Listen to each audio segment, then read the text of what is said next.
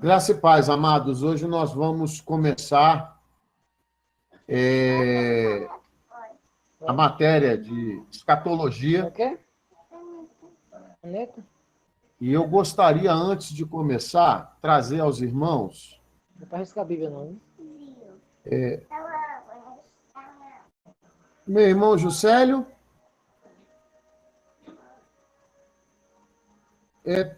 Tem um microfone aberto ainda aí.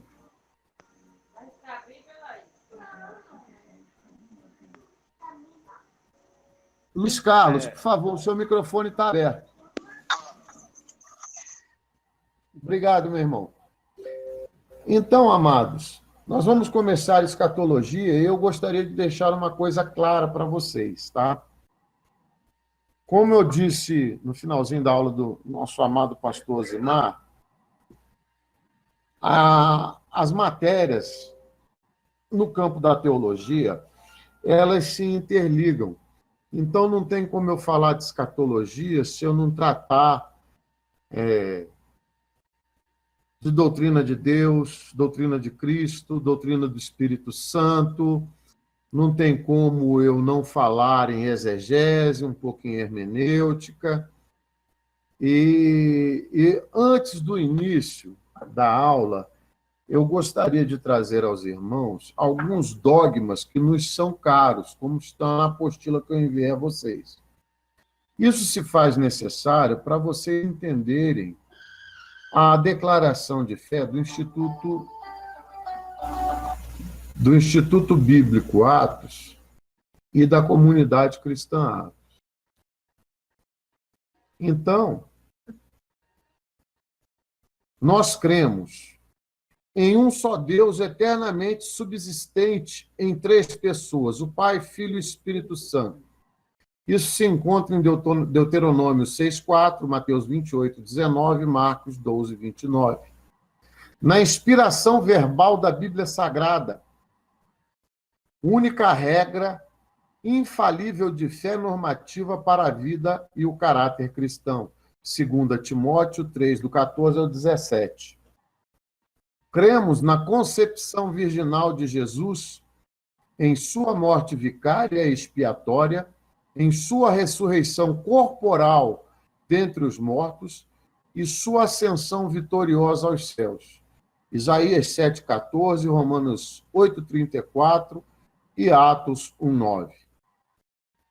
Na pecaminosidade do homem que o destituiu da glória de Deus, e que somente o arrependimento e a fé na obra expiatória e redentora de Jesus Cristo é que pode restaurá-lo a Deus. Romanos 3,23 e Atos 3,19. Na necessidade absoluta de novo nascimento pela fé em Cristo e pelo poder atuante do Espírito Santo e da palavra de Deus, para tornar o homem digno do reino dos céus. João... Licença, pastor. Pois não? Qual é a página que começa a escatologia? Escatologia, eu mandei uma apostila, uma nota de aula sobre escatologia para todos os alunos no grupo do Telegram. Vou olhar lá agora. Tá bom, obrigado.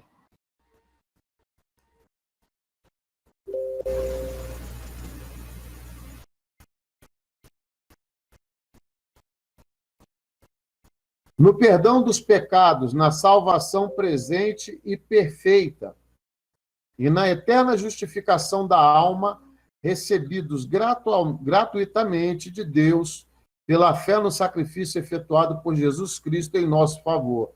Atos 10, 43, Romanos 10, 13, 3, 24 ao 26, Hebreus 7, 25 e Hebreus 5, 9.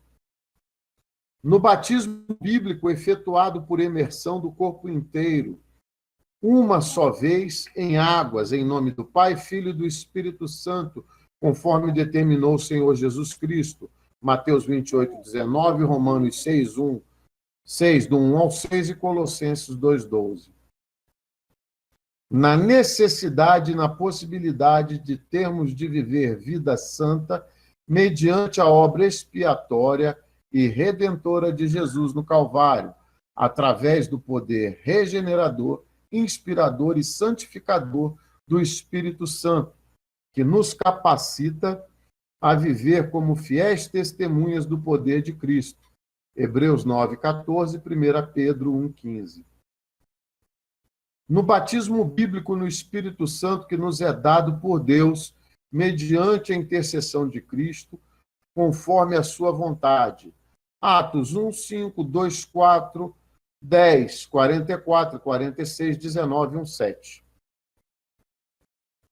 Na atualidade dos dons espirituais distribuídos pelo Espírito Santo à Igreja para a sua edificação, conforme a sua soberana vontade. 1 Coríntios, capítulo 12, do versos 1 ao 12. Amados, eu quero retornar aqui ao item 9, no batismo bíblico no Espírito Santo que nos é dado por Deus mediante a intercessão de Cristo, conforme a sua vontade. Queridos, a necessidade de que nós tenhamos a compreensão do que aconteceu em Atos 2, tá? Pastor Mário já tratou desse assunto e eu vou dar uma reprisada nisso. Amados, o ser humano, ele, conforme diz nossa palavra, um só Deus, uma só fé e um só batismo. Confere? Amém? Tá? O batismo no Espírito Santo, ele significa revestimento de poder para a atuação dos santos na obra do reino de Deus. Os discípulos aguardaram em Jerusalém, unidos em oração, aguardando ser revestidos de poder. Foi quando foi enviado o Espírito Santo, o Consolador. Amém ou não amém? Amém, amém, amém.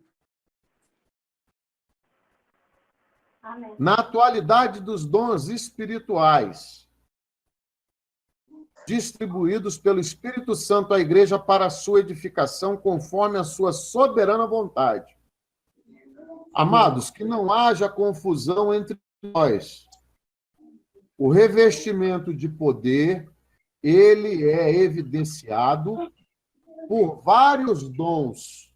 E o principal dos dons, já falado e explicitado no capítulo 12 da primeira carta aos Coríntios, é o amor, tá? É o amor, não é o dom de línguas. O dom de línguas já foi falado, é o menor dos dons e ele serve apenas para a edificação própria, tá?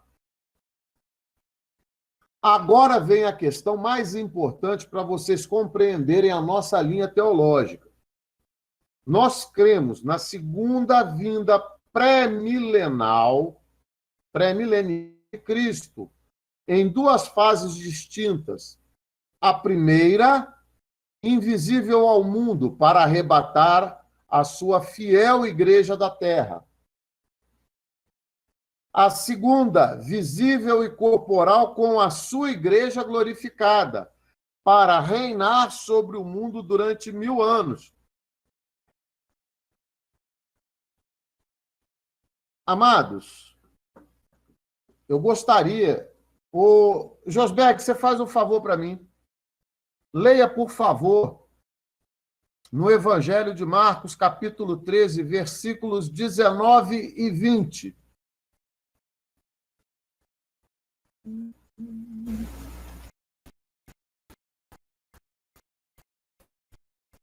Mais do que nunca. Pois não, João. Marcos, Capítulo 13, versículos 19 e 20. Agora mesmo. Porque aqueles dias serão de tamanha tribulação, como nunca houve desde o princípio do mundo, que Deus criou até agora e nunca jamais haverá. Não tivesse o Senhor abreviado aqueles dias e ninguém se salvaria, mas por causa dos eleitos que ele escolheu, abreviou tais dias. Amados, a nossa denominação, nosso Instituto Bíblico, tem, por linha teológica, ser pré-milenista, tá? E nós vamos ver o que é pré-milenista, amilenista, milenista, nós vamos estudar tudo isso. Mas por que eu pedi para ler isso? É necessário que vocês entendam que, como afirmou o pastor Mário, como eu creio, o pastor Osimar, apesar de ter vindo de uma escola calvinista, eu não sou calvinista, tá? Como também não sou arminiano, eu sou cristão.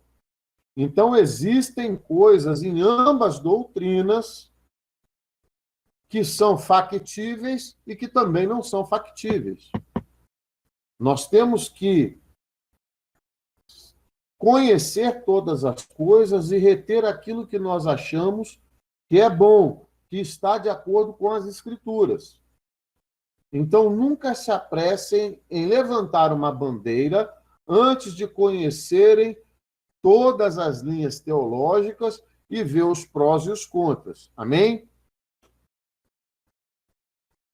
Cremos que todos os cristãos comparecerão diante do tribunal de Cristo para receber recompensa dos seus feitos em favor de Cristo na terra.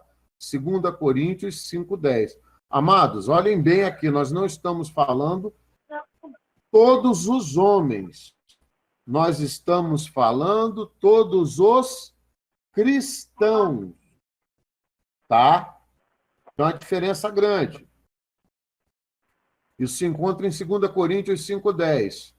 No juízo vindouro, que recompensará os fiéis e condenará os infiéis. Apocalipse, capítulo 20, dos versos 11 ao 15. E cremos na vida eterna de gozo e felicidade para os fiéis e de tristeza e tormento para os infiéis. Mateus 25, 46. Então, a nossa declaração de fé está baseada nessas 14 questões aí que eu coloquei. Amém?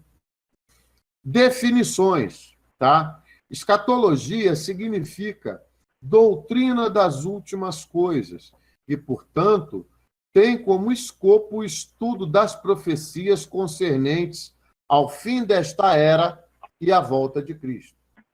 O termo escatologia origina-se de duas palavras gregas, scatos e logos. Scatos significa último de uma série, fim de uma era, extremo de uma jornada, ponto final de um acontecimento, alvo a ser atingido, meta. E a palavra logos tem vastíssimo uso, mas aqui é tomada no sentido de estudo. Portanto, escatologia é o estudo das últimas coisas, dos acontecimentos do fim dos tempos, o termo final da atual ordem mundial e da presente história humana. Tal fim se dará, segundo as Escrituras, com a volta de Cristo, a ressurreição de todos os mortos, a transformação dos eleitos que estiverem vivos na ocasião do evento, o juízo final e a glorificação dos justos, perpétua condenação e detenção de Satanás com seus anjos e súditos. Essa é a sequência, viu, amados? A sequência está descrita aqui. Métodos de interpretação. Pô, por que a gente não vai falar primeiro de milênio, pós-milênio, amilênio? Não. Nós primeiros temos... É necessário que nós entendamos, para chegar à compreensão correta, quais são os métodos de interpretação da palavra de Deus. Tá?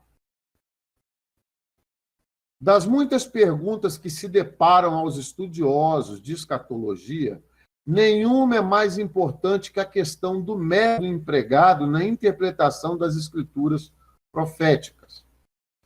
A adoção de diferentes métodos de interpretação produziu as várias proposições escatológicas e dá conta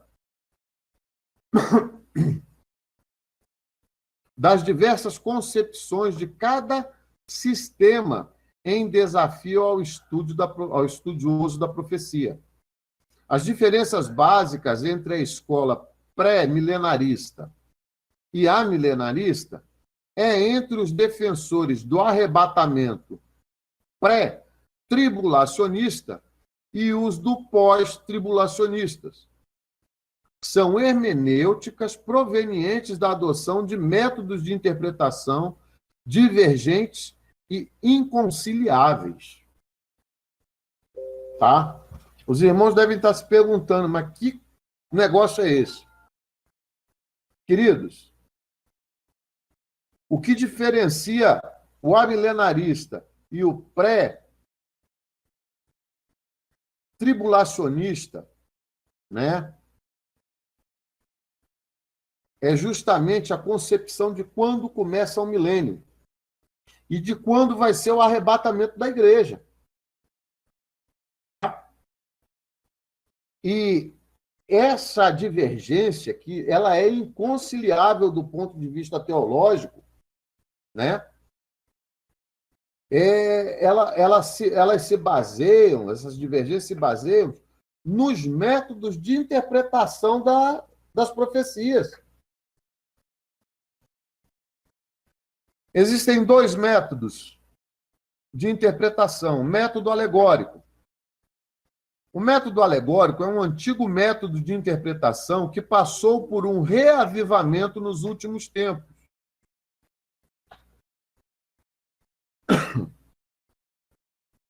A definição do método alegórico. Angus e Green definem a alegoria da seguinte forma: qualquer declaração de supostos fatos que aceita a interpretação literal e, no entanto, requer ou simplesmente admite uma interpretação moral ou figurada é chamada alegoria. E para a narrativa ou para a história, o que as figuras de linguagem são para as palavras simples, adicionando ao sentido literal dos termos empregados em um sentido moral ou espiritual. Às vezes, a alegoria é pura, ou seja, sem referência direta à sua aplicação, como na história do filho pródigo. Às vezes, é mista, como no Salmo 80, em que simplesmente se insinua no verso 17 que os judeus são o povo que a videira tem por objetivo representar. Está no livro de Joseph Engels e Samuel G. Green, The Bible Handbook, página 220. Rand define o método alegórico da seguinte forma: a alegorização é um método de interpretar um texto literário, considerando o sentido literal veículo para um sentido secundário, mais espiritual e mais profundo. Está lá no livro de Rand, né, página 21. Nesse método, o significado histórico é negado ou desprezado, e a tônica recai inteiramente num sentido secundário, de modo que as palavras ou os acontecimentos primeiros têm pouco ou nenhum significado. Fritz resume esse pensamento assim: de acordo com esse método, o sentido literal e histórico das Escrituras é completamente desprezado, e cada palavra e acontecimento é transformado em alegoria, de algum tipo, já para escapar das dificuldades teológicas, já para sustentar certas crenças religiosas estranhas. Tá? Isso aí está na obra de Charles T. Fritz, né? Biblical Tipologia, Biblioteca Sacra, de abril de 1947. Parece que o propósito do método alegórico não é interpretar as Escrituras, mas perverter o verdadeiro sentido delas. embora sob o pretexto de buscar um sentido mais profundo ou mais espiritual. Então, queridos, tentando sintetizar isso aí, explicar isso. O método alegórico, ele não faz a exegese, nem usa a hermenêutica para tentar traduzir o que as escrituras estão querendo dizer, tá?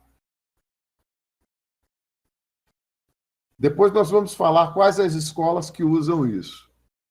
Parece que o propósito do método alegórico não é interpretar as escrituras, mas perverter o verdadeiro sentido delas, embora sob o pretexto de buscar um sentido mais profundo ou mais espiritual. Os perigos do método alegórico. O método alegórico é repleto de perigos que o tornam inaceitável ao intérprete da palavra, ao exegeta. Tá? O primeiro grande perigo do método alegórico é que ele não interpreta as escrituras.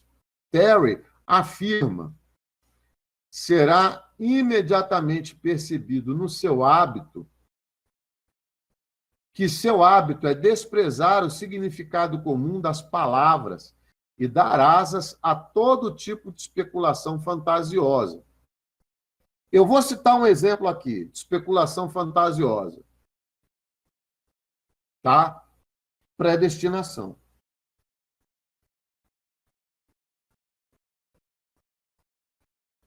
Isso é uma especulação fantasiosa, predestinação. Como o pastor Osimar bem mostrou aos irmãos, que Deus seria injusto ao ponto de eleger meia dúzia para a salvação e o restante para a perdição eterna. A predestinação existe, a eleição existe, mas para a igreja de Cristo. Todos compreenderam o exemplo? Amém ou não? Alguma dúvida, Iago? Não entendi, não. Não entendeu? Então vamos lá. Será imediatamente percebido que o seu hábito é desprezar o significado comum das palavras e dar asas a todo tipo de especulação fantasiosa. Comparemos dois versículos. João 3,16. E Deus enviou o seu Filho unigênito para todo aquele que nele crê, não pereça, mas tenha a vida eterna. Essa interpretação, quando nós falamos que Jesus foi enviado para todos, ela é uma interpretação literal da palavra. Tá? Quando nós dissermos que Jesus elegeu um dependente do que ele vem a fazer, uma vez salvo, salvo para sempre, como é a teologia da predestinação apresentada na linha calvinista, tá? Ele está dizendo que não importa o que você faça, se você foi predestinado para a salvação, você pode pecar à vontade porque você está salvo. Isso é uma linha especulativa, porque a palavra de Deus não diz isso.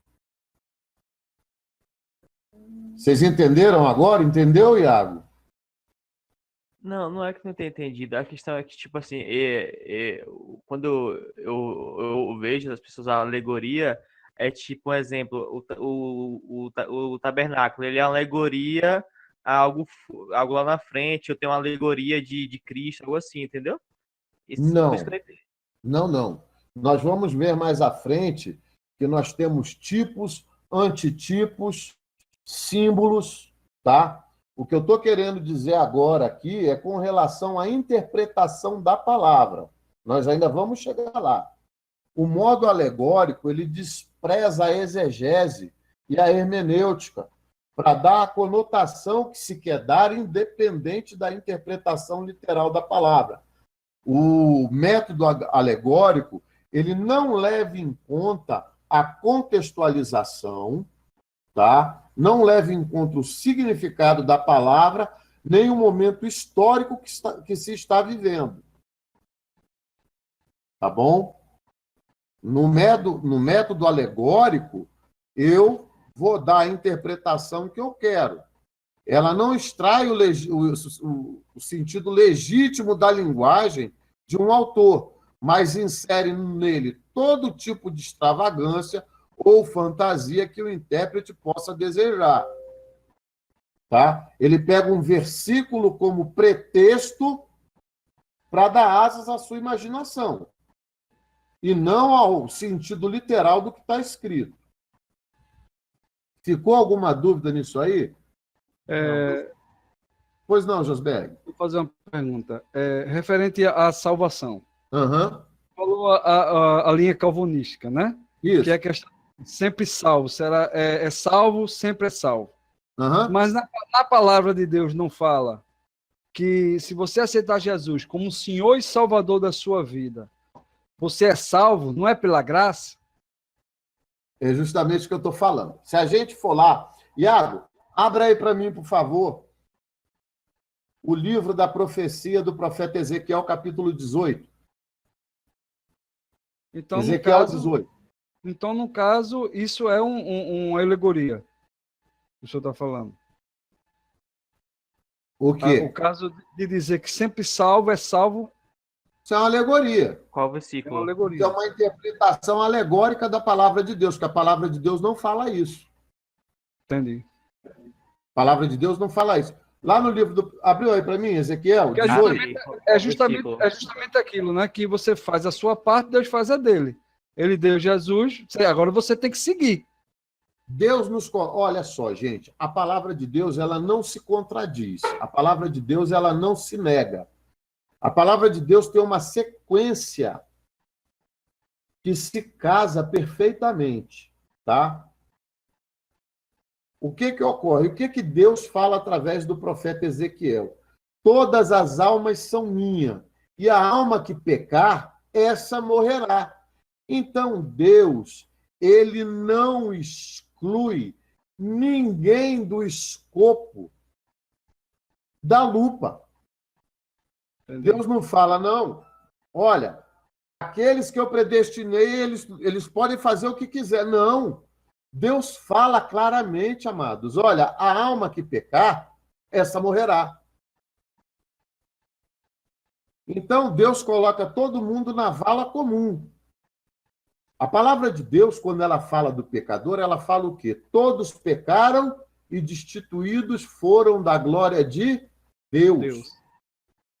Então, a pessoa só sai dessa vala comum quando, mediante a graça de Deus, por intermédio do Espírito Santo, que convence o pecador do pecado, da justiça e do juízo, tá? Ele aceita Jesus Cristo como autor e consumador da sua fé.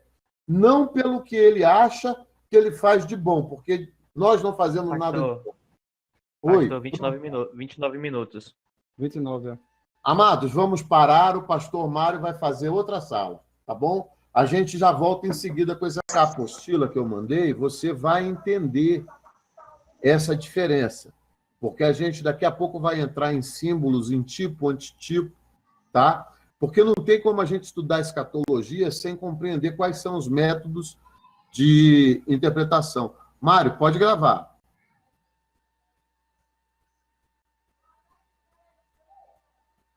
Então, amados, dando continuidade à nossa aula,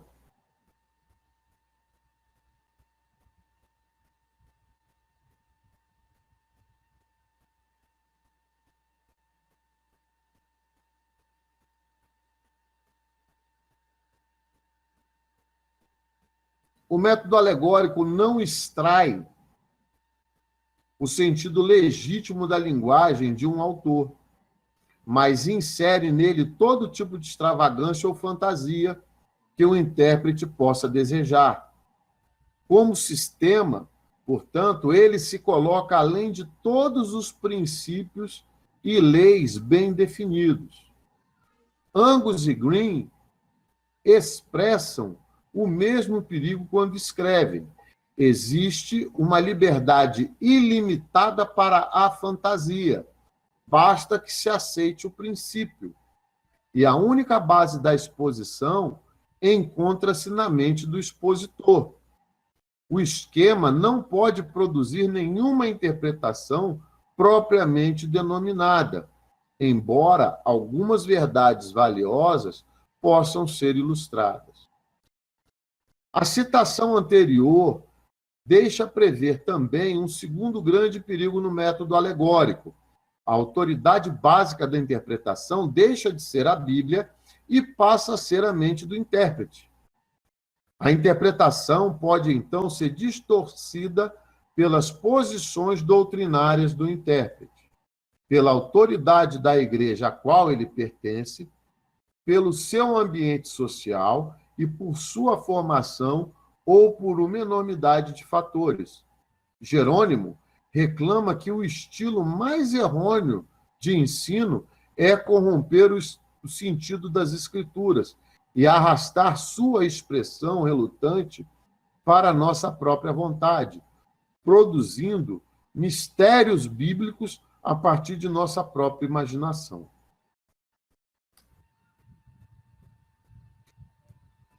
Faá acrescenta: quando o princípio da alegoria é aceito, quando começamos a demonstrar que a passagem e livros inteiros das Escrituras dizem algo que não querem dizer, o leitor é entregue de mãos amarradas aos caprichos do intérprete. Um terceiro grande perigo do método alegórico é que não há meios de provar as conclusões do intérprete. Hahn citando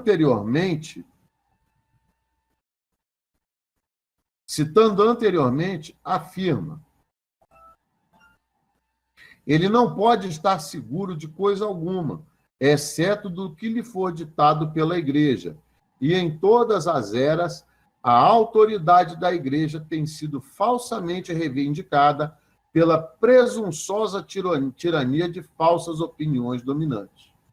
E acrescenta: afirmar que o principal significado da Bíblia é um sentido secundário e que o principal método de interpretação é a espiritualização é abrir a porta para a imaginação e especulação praticamente desenfreadas. Por essa razão, insistimos em que o controle na interpretação se encontra no método literal.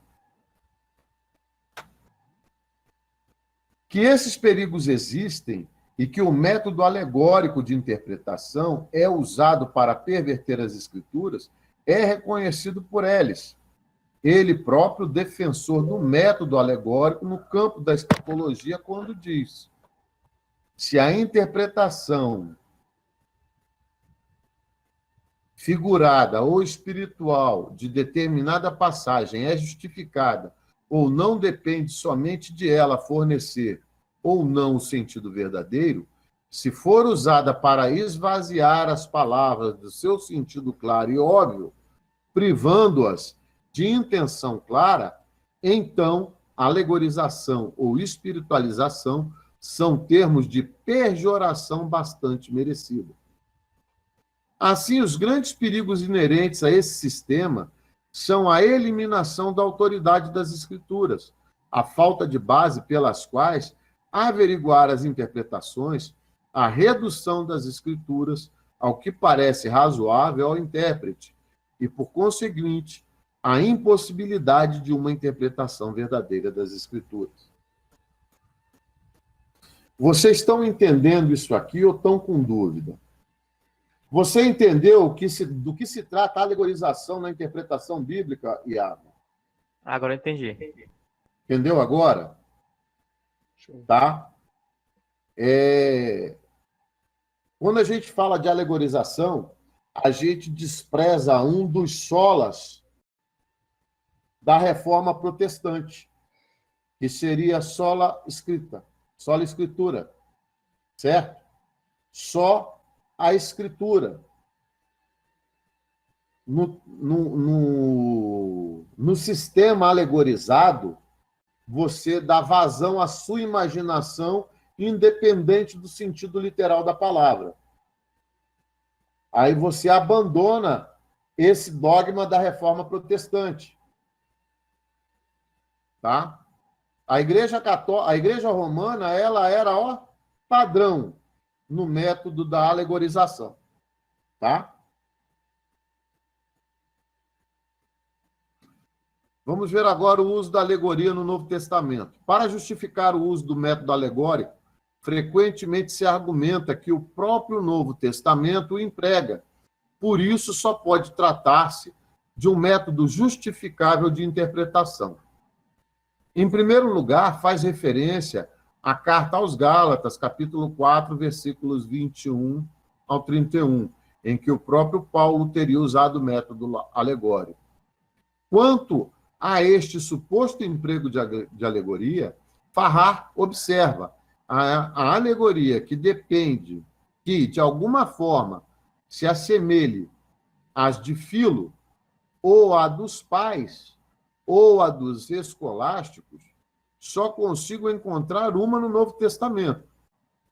Ele fala, ela pode ter sido usada por Paulo como simples argumento ad hominem. Não é de maneira alguma essencial ao argumento, nem tem uma partícula de força demonstrativa. E, além de tudo, deixa intocada a história real. Ou seja, em nenhum momento, Paulo despreza o método literal. No entanto, seja qual for a nossa opinião sobre a passagem, a ocorrência de uma alegoria na epístola de Paulo não sanciona a aplicação universal do método, assim como umas poucas alusões neotestamentárias. A Hágada, conjunto de tradições narrativas e interpretativas judaicas, algumas delas lendárias, associadas às narrativas do Novo Testamento. No Antigo Testamento. Hã? Antigo Testamento. Exatamente. Não. Narrativa no Antigo Testamento. Não nos obriga a aceitar todos os midrashins, interpretações rabínicas em que sentidos secundários e esotéricos eram propostos para passagens do Antigo Testamento.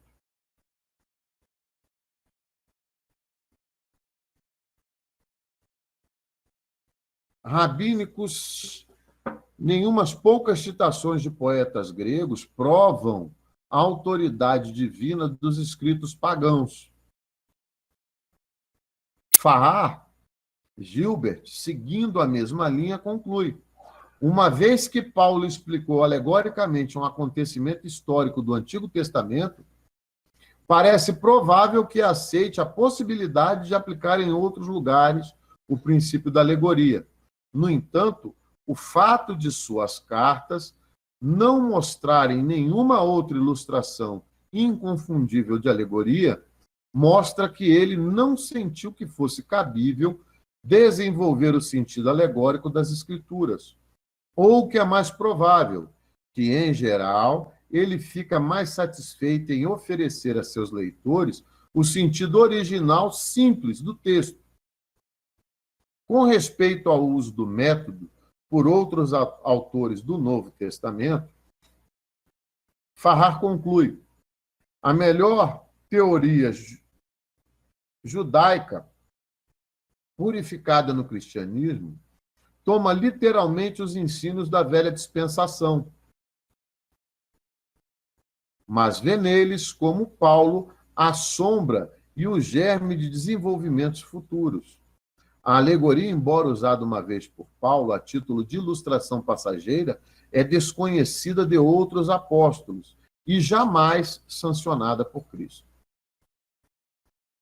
Devemos observar cuidadosamente que em Gálatas 4, 21 a 31, Paulo não está usando o método alegórico de interpretação do Antigo Testamento, mas está explicando uma alegoria. São duas coisas completamente diferentes. Ô, Iago, a gente está falando tanto do texto, lê para a gente o texto de Gálatas, capítulo 4, do versículo 21 ao 31, por favor.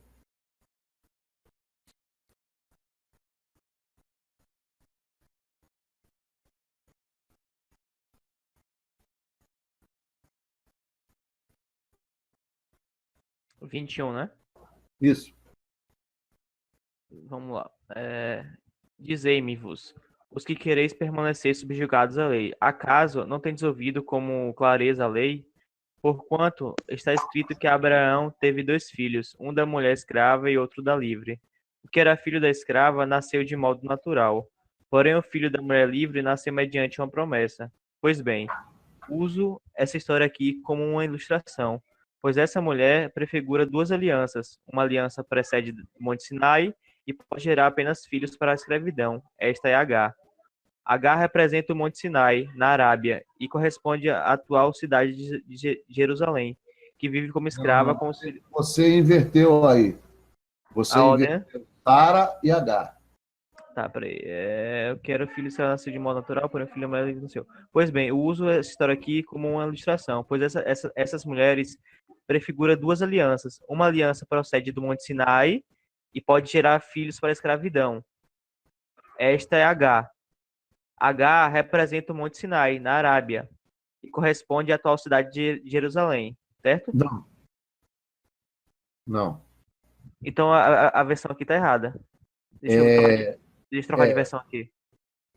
O que ocorre é o seguinte: Sara, Isaac é o filho da promessa, tá? E a aliança com Sara, ela se dá na região de Moriá, e Moriá é onde fica Jerusalém. O Sinai fica no Egito. Pronto, troquei de versão aqui. Dizei-me os que quereis estar debaixo da lei, não vivos a lei, porque está escrito que Abraão teve 2 filhos, um da escrava e outro da livre. Todavia, o que era da escrava nasceu segundo a carne, mas o que era da livre por promessa, o que se estende por alegoria. Porque estas são as 2 alianças, uma do Monte Sinai, geradas para a servidão, que é Agar. Ora, esta H é Sinai, tá assim, em outra tradução também. Não, Agar é Siná. Ah, sim. Mas Jerusalém não fica no Sinai. Um monte da Arábia, que corresponde a Jerusalém, que agora existe, pois é escrava com seus filhos. Não. Oxê. Não. Vou trocar de Bíblia aqui pra ver. Não. Tá. Deixa eu pegar a que eu uso pra estudo. Agar não vai para Jerusalém. Quem segue para Jerusalém é a descendência de Abraão e Isaac. Jacó, as 12 tribos depois do deserto, entram em Canaã, a terra é dividida, depois Israel é dividido em 2 reinos. Confere?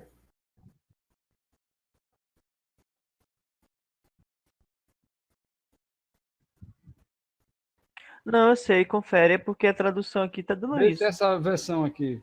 Deixa eu ler aqui. Tenta você, irmão, pra ver. Gálatas. Deixa eu ver aqui. 4:21.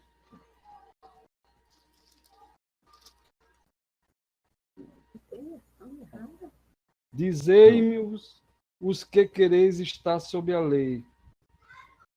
Acaso Não, vai só para ouviste a lei? referência. O texto é o mesmo, vai só para referência de estudo. O texto é o mesmo.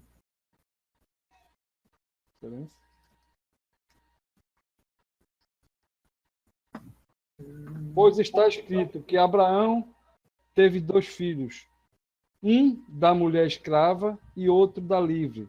Mas o da escrava nasceu segundo a carne, e da livre mediante a promessa.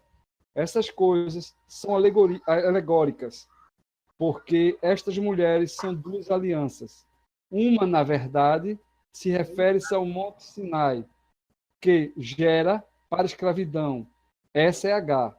Ora, Agar é o Monte Sinai, na Arábia, e corresponde a Jerusalém. Não, mesma coisa. Não. Agora eu entendi o que vocês estão lendo aí.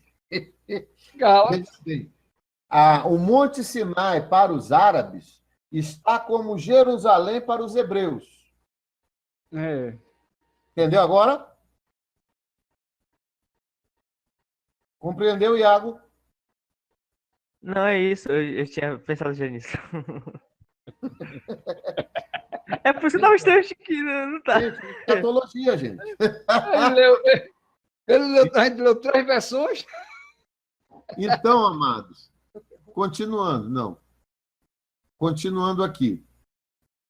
Com respeito ao uso do método por outros autores, Farrar conclui que a melhor teoria judaica purificada no cristianismo toma literalmente os ensinos da velha dispensação, mas vê neles, como Paulo, a sombra de um germe de desenvolvimentos futuros. O que o autor aqui está nos trazendo como realidade escatológica, para a gente poder entender? Não tem como você traduzir, escatologicamente falando, as Escrituras sem você retornar ao Antigo Testamento. O pastor Osimar trouxe à realidade uma coisa que é muito palpável, né? Deus, em meio à rebelião, ele amaldiçoa por um lado e já mostra da onde vai vir a bênção do outro. Entenderam? Quando ele amaldiçoa a serpente, ele, ao mesmo tempo em que ele traz a maldição, ele já traz o escape da humanidade. Nós não podemos estudar o Novo Testamento apenas a partir de Apocalipse. Porque os fins do tempo, o estudo dos tempos do fim, eles começam lá em Gênesis, com a queda do homem. Vocês conseguem perceber isso? A partir do momento da queda do homem, o relógio cronológico tem início. E esse relógio cronológico, ele não é crescente. Ele é decrescente. Ele vai ele já começa a contar o tempo contrário. Então, como Deus, na criação, ele já tinha o fim, a contagem é regressiva. E assim foram se passando as eras. E a história do povo é contada até que na semana de número 69 de Daniel, quem vem ao mundo? Jesus Cristo. Tá? Então nós vamos ver todo esse arranjo aí. A alegoria, embora usada uma vez por Paulo a título de ilustração passageira, é desconhecida de outros apóstolos e jamais sancionada por Cristo. O segundo argumento para justificar o método alegórico é o uso do Novo Testamento, que faz tipos. Sabe-se que o Novo Testamento faz uma aplicação tipológica do Antigo. Com base nisso, argumenta-se que o Novo Testamento emprega o método alegórico de interpretação, afirmando-se que a interpretação o uso de tipos constitui um método alegórico de interpretação. Embora os dispensacionalistas sejam literais extremados, são também incoerentes, são literalistas ao interpretar a profecia. Não, na interpretação da história, todavia, levam o princípio da tipificação a um extremo que raramente foi alcançado, sequer pelo mais ardente alegorista. Ares, em resposta à acusação de que interpretar tipos é utilizar método alegórico, né, devemos enfatizar que a interpretação de tipos não é a mesma coisa que a interpretação alegórica. A eficácia do tipo depende da interpretação literal do antecedente literal para comunicar verdades no campo espiritual, com o qual não estamos familiarizados. É preciso haver instrução em um campo que conheçamos, de modo que, por meio da transferência de algo literalmente verdadeiro neste campo, possamos aprender o que é verdadeiro no campo anterior.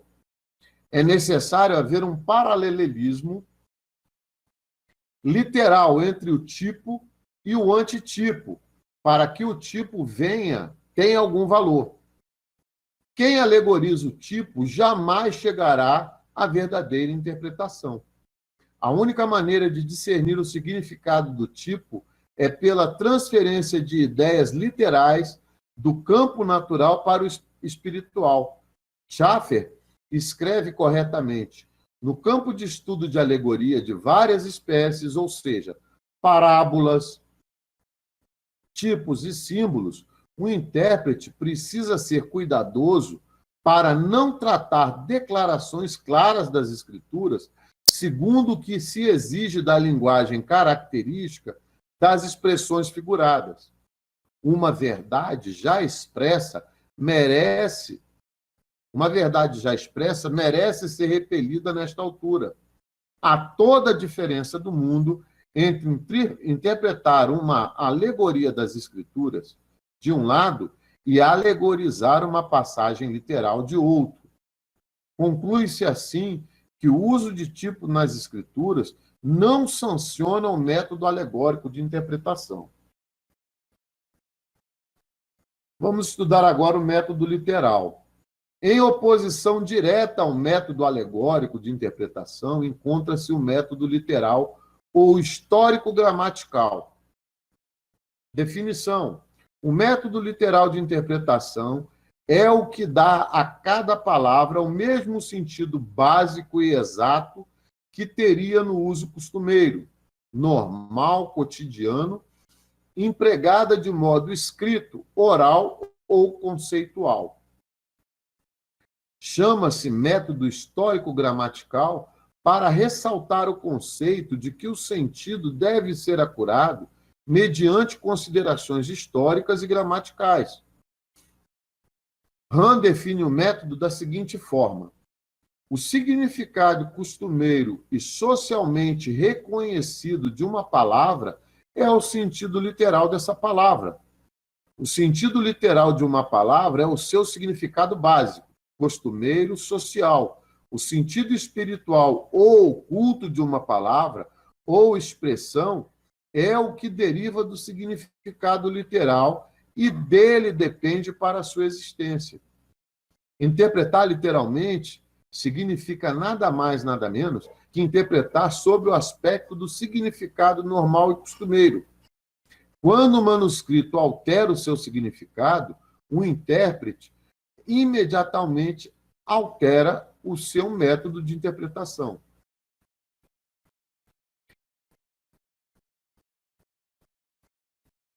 Evidências a favor do método literal. Podem-se apresentar fortes evidências em apoio ao método literal de interpretação. Hahn apresenta um resumo abrangente. Ele diz: em defesa da abordagem literal, podemos sustentar que o sentido literal das frases é a abordagem normal em todas as línguas. Todos os sentidos secundários de documentos, parábolas, tipos, alegorias e símbolos dependem, para a sua própria existência, do sentido literal prévio dos termos. A maior parte da Bíblia tem sentido satisfatório de interpretação literalmente. Satisfatório de ser interpretada literalmente. A abordagem literalista não elimina cegamente as figuras de linguagem, os símbolos, as alegorias e os tipos. No entanto, se a natureza das frases assim exigir, ela se presta prontamente ao segundo sentido.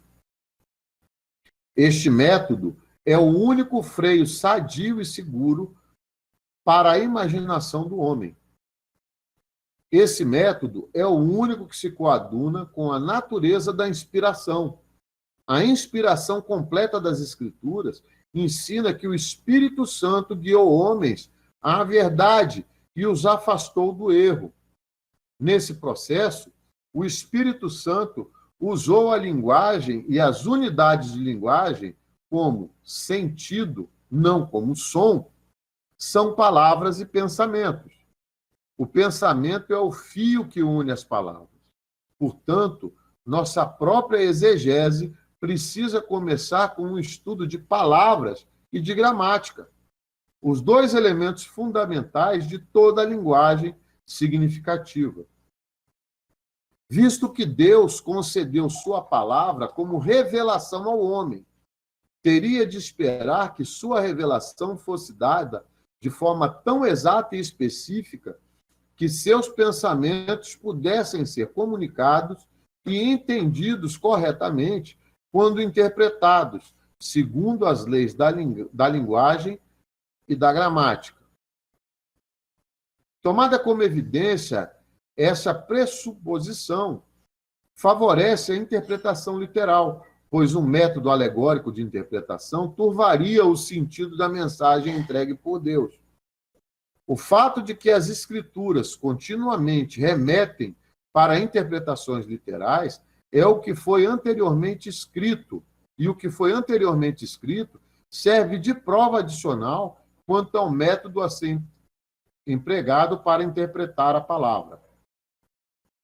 Talvez uma das evidências mais fortes a favor do método literal seja o uso que no Novo Testamento faz o Antigo. Quando o Antigo Testamento é usado no Novo, só o é em sentido literal. Basta estudar as profecias que foram cumpridas na primeira vinda de Cristo, em sua vida, em seu ministério e em sua morte. Para comprovar esse fato, nem uma profecia sequer, dentre as que se cumpriram plenamente, foi cumprida de outro modo que não o literal. Vou dar um exemplo disso aqui para vocês. Nos recordemos do profeta Isaías, o servo sofredor. A profecia se cumpre totalmente em Jesus Cristo? Existe alguma alegoria? Ou ela foi cumprida de forma literal? Vocês estão entendendo qual é a diferença entre ambas? Olha, agora nós estamos com 14 irmãos online. Os 14 podem e devem participar da aula, tá? Vamos tirar as dúvidas.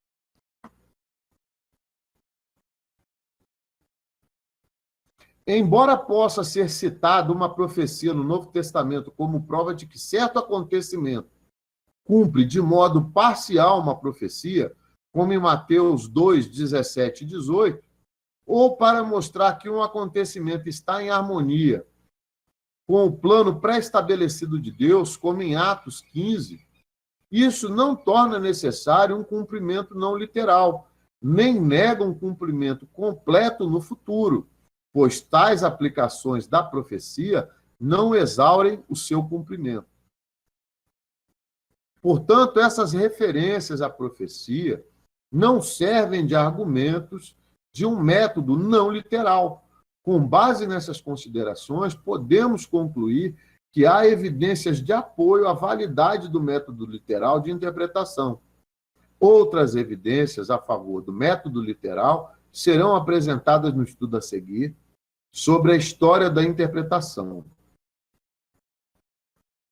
Queridos, o que eu quero dizer para vocês com relação a esses métodos de interpretação, aí o estudo segue, mas eu vou deixar para vocês lerem isso aí e me relatarem as dúvidas, é porque as correntes escatológicas, elas estão diretamente ligadas a esse método de interpretação, tá? Então, nós vamos adentrar agora nas correntes escatológicas, tá bom? Há quatro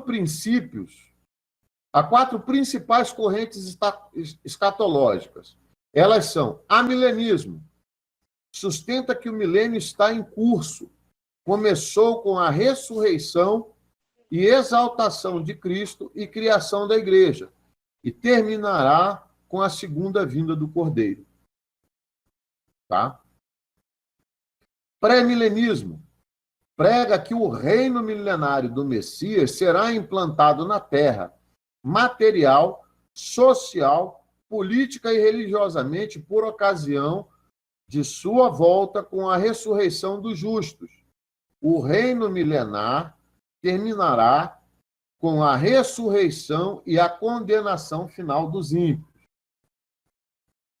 Pré-milenismo dispensionalista, tribulacionista, ensina o arrebatamento secreto da igreja, a volta de Cristo em 2 tempos, 2 distintos povos de Deus, igreja e Israel, 2 reinos, 2 ou mais ressurreições, mais de um juízo, tribulação somente para Israel. Pós-milenismo divulga um crescimento numérico e espiritual da igreja até chegar ao ponto ideal preconizado por Deus, quando se implantará o reino milenário do Messias, cujo término se dará com a ressurreição geral, juízo final e reinado eterno de Cristo. A igreja, dizem os pós-milenistas, pela pregação do evangelho, promoverá a conversão das nações e a consequente paz milenária do mundo. Definições ideológicas sintéticas. Amilenarismo. Cristo instaurou o reino milenário na sua primeira vinda, estabelecendo a nova era, o tempo da igreja. Esta designação não coaduna com a escatologia anunciada, pois não se trata de amilenismo, mas de um milenismo em curso, ou milenismo do interim. Pré-milenismo. O milênio virá depois da segunda vinda de Cristo e será um reinado terreno e político do Messias com sua igreja. Pré-milenismo dispensionalista, tribulacionista. Cristo virá para cumprir a 70ª semana de Daniel. Primeiro arrebatará a igreja. Queridos, segundo a visão pré-milenista, dispensionalista e tribulacionista, nós hoje nos encontramos na semana de número 69. Tá? A 70ª semana, ela inicia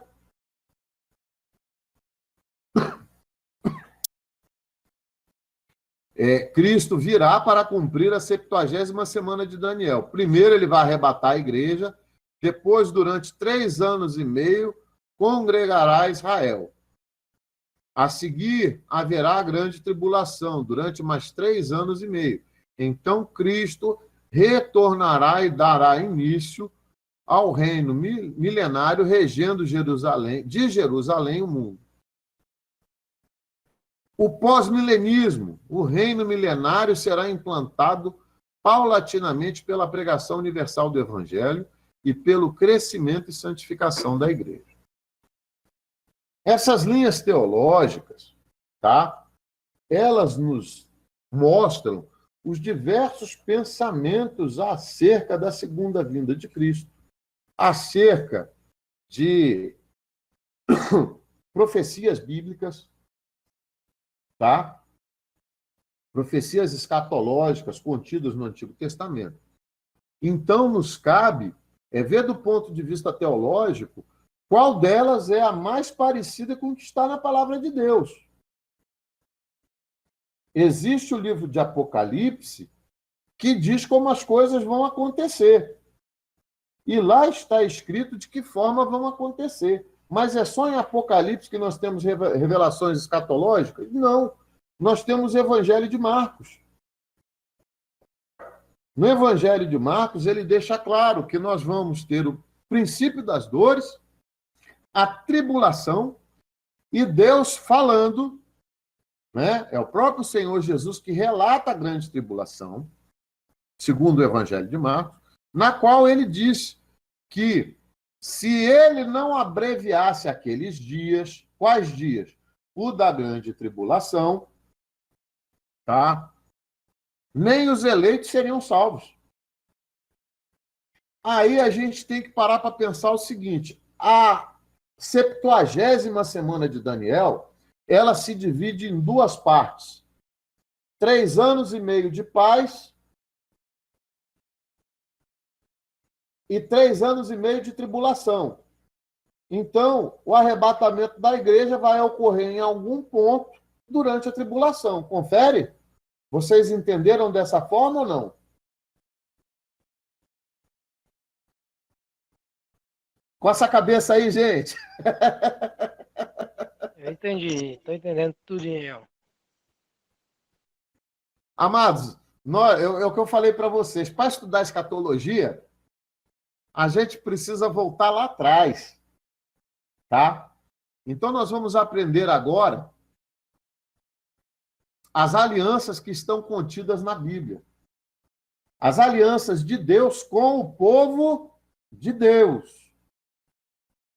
Tá? Vamos estudar agora a aliança abrâmica. As alianças contidas nas Escrituras são de grande importância para o intérprete da palavra e para o estudioso de escatologia. O plano escatológico de Deus é determinado e prescrito por essas alianças. E o sistema escatológico do intérprete é determinado e limitado pela sua correta interpretação. Qual o tempo aí, Iago? Já passou também, e também já é 10h15. Vai dar então, 10h20. Vamos parar. Mário, a gente já pode parar? Só vou terminar esse pedaço aqui para vocês estudarem, viu? A gente já pode parar, Mário? Já parou a gravação? Tá sem áudio. Sem áudio.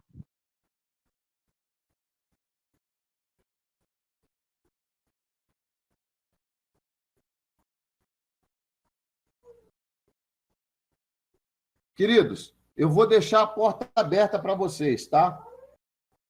As alianças contidas nas Escrituras são de grande importância para o intérprete da palavra e para o estudioso de escatologia.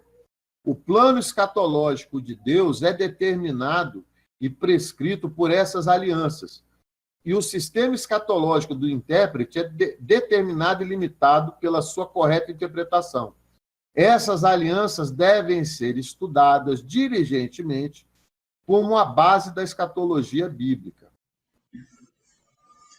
Então, queridos, eu vou deixar aí de lição de casa para vocês terminarem o estudo dos métodos de interpretação e para vocês iniciarem o estudo da aliança abrâmica, porque ela é extensa e nós precisamos falar sobre ela. As nossas aulas de escatologia vão durar aí cerca de 10 aulas, são 10 semanas só estudando escatologia. E nós não vamos nem arranhar a superfície de escatologia, mas eu quero que vocês tenham uma visão mais racional sobre escatologia. A grande maioria dos pregadores, o meu querido pastor Mário me corrija se eu estiver errado, tem pavor de falar de escatologia. É verdade, é verdade. Pavor. Quando é uma matéria fascinante, maravilhosa, que quando a gente se debruça sobre ela, você não vê a hora de acabar e ela não acaba. Ela só vai acabar quando a igreja for arrebatada. Então, amados, estudem para a próxima aula a aliança abrâmica, que quando nós comecemos a aula, vocês já tenham uma noção do que eu vou estar falando e já estejam com as perguntas anotadas, tá? Porque o assunto é extenso. É o que eu estou falando para vocês. O relógio com a contagem regressiva, ela tem início, tá? Ela tem início na queda do homem. Quando Deus profere o escape, na hora que ele amaldiçoa a serpente, ali o relógio, o cronômetro de Deus tem início. E a contagem é regressiva, porque o dia do fim já está posto. Então, nós não devemos pensar que o nosso calendário é crescente. Do ponto de vista humano, ele é crescente. Do ponto de vista de Deus, ele é regressivo. Tá? Então, é necessário que nós voltemos a Gênesis. É necessário que nós voltemos a Gênesis para estudar as alianças. Depois nós vamos passar por Êxodo, estudando as alianças. Nós vamos chegar até a nova aliança em Jesus Cristo. E essa é a final. Tá? Agora, lembrando a vocês, tá, amados? Lembrando a vocês, o povo de Deus é Israel. Essas alianças foram feitas com Israel. Tá? No partir do estudo, nós vamos entender o porquê disso, tá bom? Irmã Mônica e a todos os irmãos, eu orientei vocês a salvarem essas notas de aula na nuvem. Todo mundo que tem um e-mail no Google, tá, dispõe de um drive na nuvem. Nesse drive vai caber todo esse material didático de vocês, e vocês, mesmo que formatem o celular, vocês não vão perder esse material didático, tá bom? Esse material vai continuar lá na nuvem para vocês fazerem o download. A hora que quiserem, terminou, é só deletar, porque vai continuar lá na nuvem. Não é isso, Iago? Você que entende tecnologia, eu sou Gegão, eu falo mesmo, falo para o Mário, ó, gente, eu sou Gegão, eu sou de outras eras. Eu ainda sou do tempo do telefone discado, né? A irmã lembra, né? O Josberg também lembra. Lembro não. Conversa. Lembro não, só tenho 44 anos. O celular é de pouco tempo para cá. Então, a gente precisa salvar isso na nuvem para não ficar imprimindo. Aí, o que a pessoa faz? Ela baixa e ela seleciona somente aquele texto que a gente vai estudar. Vamos estudar a aliança abrâmica, então salva só a aliança abrâmica, o restante deleta, que é para não ficar pesando no celular. Tá bom? Amados, Deus abençoe a todos. Perdão. Olha, eu estou vendo que a gente vai... para estudar isso aí vai ser brincadeira, não.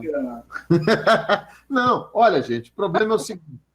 O que vocês precisam colocar na mente de vocês, entendeu? Foi algo que um professor meu me ensinou acerca de escatologia e de tudo na palavra de Deus, é que quando você emprega um método literal de interpretação e você se atém à palavra de Deus e não a publicações, tá? Porque tudo tem que ser visto e revisto à luz da palavra de Deus. Então, quando você se atém à palavra de Deus, você não vai ter dúvida de como aquilo vai ser interpretado. Tá? Vocês vão estudar em exegese, em hermenêutica, a importância do literalismo na interpretação da palavra. Porque não tem como eu dar asas à minha imaginação e fugir do original do texto. É por isso que existe o estudo do grego, existe o estudo do aramaico, do hebraico antigo, entendeu? É por isso que se recomenda a leitura de Bíblias cuja tradução era bizantina, como foi feito na Reforma, sabe? Justamente para fugir da alegorização da palavra de Deus. Porque se cada um for trazer um elemento novo para a palavra de Deus em cima daquilo que ele acha, você perde o sentido da palavra, tá? Então é por isso que a introdução de escatologia são os métodos de interpretação. Porque, dependendo da tua corrente teológica, você vai usar uma interpretação ou alegórica ou literal. Eu fico com a literal. Tá? Eu gosto de cara crachá. Papai, mas já vai beber até Agora não. Tá bom, amados? Então que vocês tenham uma semana abençoada na presença do nosso Senhor Jesus Cristo, tá? Continuo desafiando vocês, viu? Dizimem o tempo de vocês para estar em comunhão com o Espírito Santo de Deus. Vocês terão experiências maravilhosas com o Espírito Santo de Deus, sabe? É Deus ao nosso alcance. É Deus ao nosso alcance.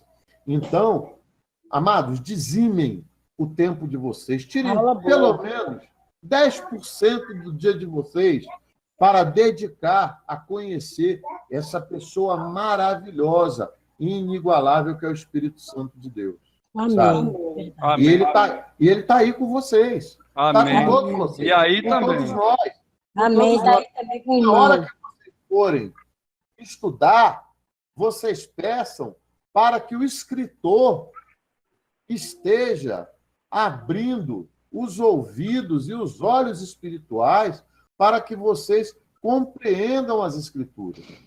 Porque quem abriu as escrituras, quem abriu o conhecimento das escrituras para os apóstolos, lembremos que eram publicanos, pescadores, eram homens indoutos, nécios, e que o Espírito Santo transformou nos pais da teologia. Tá? Então, que a gente possa verdadeiramente consultar o escritor, e o escritor habita em nós. Então, se vocês conversarem com ele, ele vai tirar as dúvidas. Amém. Né? Pela misericórdia do Senhor, a gente está aqui para isso. Mas quem nos inspira é o Espírito Santo de Deus. Amém? Verdade. Então, amados, uma semana abençoada, cheia de vitórias. Oremos sempre uns pelos outros, tá? Amém.